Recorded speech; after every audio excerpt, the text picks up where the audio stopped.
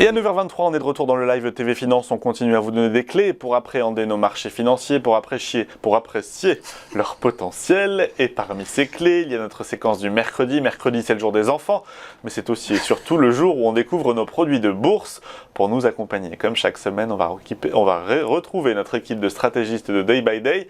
Notre guide aujourd'hui s'appelle Valérie Gastaldi. Elle est stratégiste chez Day by Day. Bienvenue à vous, chère Valérie. Bonjour Maëlle. Bonjour Valérie, je vous propose de commencer sans plus attendre avec votre lecture sur l'évolution de notre tout aussi cher CAC 40. Il est plus très cher, hein, le CAC 40. Cher à nos yeux, cher à nos cœurs. Mais il essaye de reprendre un petit peu d'altitude. Alors, quelle est la situation? Vous avez pu constater qu'on a finalement réussi à échapper à une nouvelle séquence baissière forte, puisque en fin de semaine dernière, on a réussi à franchir une résistance qui était à peu près à 6140 points sur le CAC 40, qui est devenue pour le moment support à 6136 points. C'est un support intermédiaire, hein, c'est pas un support, en fait selon l'horizon de temps qui vous intéresse, c'est pas le niveau le plus important à suivre, ça peut être 6029. Donc on a cette zone de support et pour le moment on a peut-être déclenché une sorte de double bottom, on sait pas très bien. Enfin en tout cas on a eu une forte base pendant 3 semaines, on a un CAC 40 qui a évolué entre 5009 et 6100 pour schématisé et on est sorti par le haut. On fait plus rien parce que bien entendu on attend la Fed. Mais qu'est-ce que vous voulez, il faut quand même continuer à vivre, hein, même s'il y a la Fed, d'autant que ce qui compte c'est pas de savoir ce qu'elle va dire, c'est de savoir comment le marché va réagir à ce qu'elle va dire. Donc ça sert à rien de s'arracher les cheveux, il faut continuer et prendre les signaux tels qu'ils sont et juste être attentif justement au niveau d'invalidation, au niveau de support, etc. Parce que dans ces perspectives un petit peu de volatilité possible, il faut ne pas suivre le signal juste parce qu'il y a un signal, mais se dire j'ai eu un signal et les cours ne sont pas trop éloignés du niveau d'invalidation, donc si j'ai tort, je maîtrise ma perte, elle ne sera pas considérable et il faut vraiment faire attention à ça. Surveiller le fait que si on a tort, on perd peu d'argent. Et sinon, allez-y, ne vous faites pas plus de soucis que s'il n'y avait pas de Fed. Merci d'avoir planté le décor, Valérie. Vous allez nous parler maintenant d'une valeur que vous avez sélectionnée, qui je crois n'est pas au CAC 40 actuellement. Sodexo. Alors vous me posez une colle. Je ne connais pas la composition du CAC 40 par cœur. C'est sûr que les valeurs entrent et sortent, c'est pas une très grosse capitalisation. Sodexo. De façon presque scientifique. Presque scientifique, oui, il y a un comité scientifique. Mais, bon, alors pourquoi Sodexo? Bon, en fait, le marché n'est pas facile à comprendre en ce moment en termes de dynamique sectorielle. Et Sodexo a cet avantage que c'est une valeur qui reste en retard, qui n'est pas particulièrement valorisée à un niveau élevé, qui n'est pas particulièrement corrélée au CAC 40. Vous voyez que en fait, depuis le mois de janvier de 2021, elle est à plat entre 64 et 85 et le CAC 40, il n'a pas évolué au même rythme. Donc voilà, on ne se situe pas dans un risque marché majeur hein, quand on choisit Sodexo et c'est ça qui est le plus intéressant sur ce Sodexo.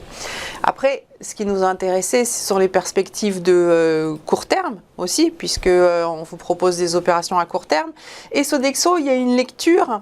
La première lecture qu'on peut en faire, c'est de se dire, oh là là, mais elle est sous la résistance. On a des sommets à 76,88, on avait un gap juste au-dessus, etc.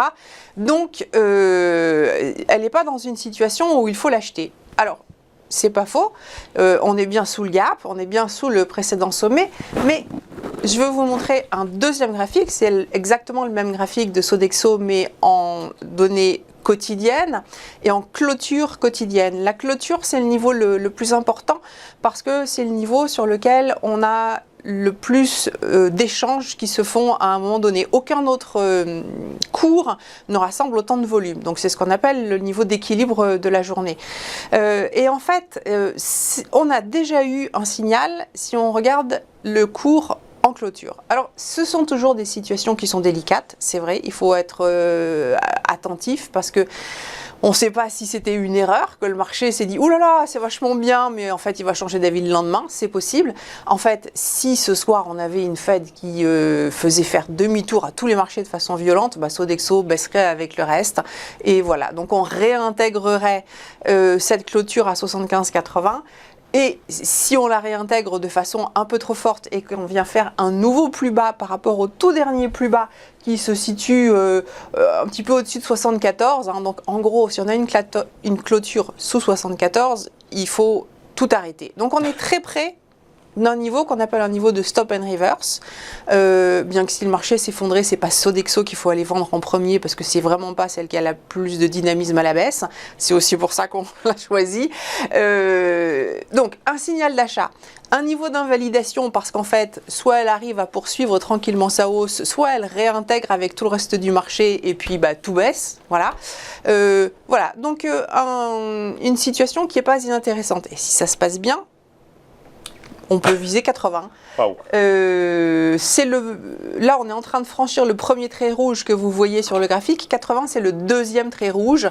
C'est un niveau de résistance un peu important. Et comme elle aura bien progressé quand même depuis le début du mois de juillet, ça sera le temps de faire une pause. Bon. Je vous rappelle un autre avantage de Sodexo, parce que là, en ce moment, aujourd'hui, on a 80 valeurs qui publient en Europe des résultats. On en a eu pas mal aujourd'hui. Décalé. Est-ce que vous allez me parler de ça? Non. Oui, elle a un exercice décalé, mais ça, c'est pas très important. Elle a déjà publié début juillet les ventes du troisième trimestre, effectivement. Alors, elle a un exercice décalé. Donc, a priori, on n'a pas non plus cet effet résultat qui peut provoquer une volatilité conséquente. On a juste l'effet Fed.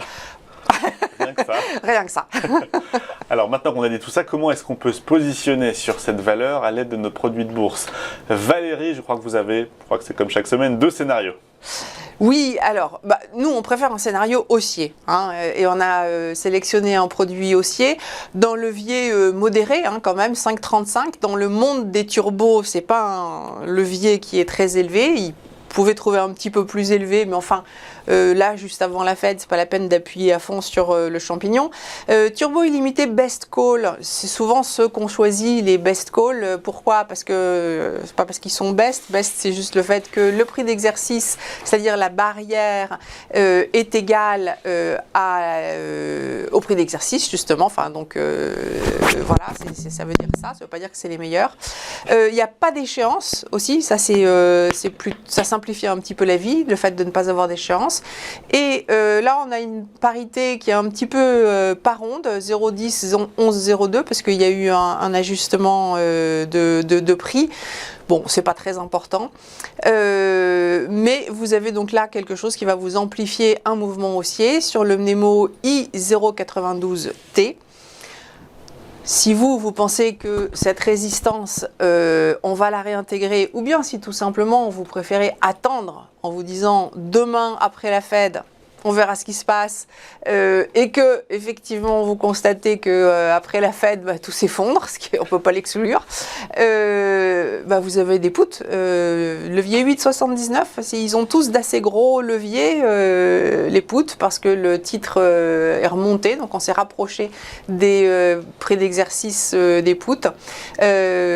L869T, c'est un des leviers bas sur Sodexo. Sodexo qui surperforme le CAC 40 aujourd'hui, plus 0,7% à l'heure où on se parle, contre un CAC 40 qui revient dans le vert à plus 0,3%. Merci à vous Valérie Gastaldi, stratégiste chez Day by Day. Permettez-moi de vous rappeler que ces produits sont très spéculatifs, que l'AMF les classe dans la catégorie numéro 7. Ils sont donc destinés aux investisseurs les plus aguerris.